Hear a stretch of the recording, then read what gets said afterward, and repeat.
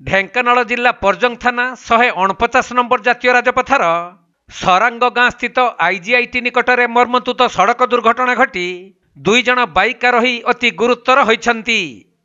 तेबे तालचेर षंढ गाँर हरि नायक और अन्य जन युवक एक बाइक रे जाउथवा बेले सरांग गाँ स्थित आईजीआईटी निकटरे एक द्रुत गति ट्रक आसी सेमानक बाइक को धक्का देई फेरार हो जाइथिला। फलरे 2 जन युवक रास्तार पड़ जाई तांको अवस्था अति गुरुतर होइथिला। परे 108 एम्बुलेंस जुगे उभयंकु तालचेर मंडापाल हॉस्पिटल को निया जाइथिले भी उभयंक अवस्था अति संकटापन्न थिबा जणा पड़िछि।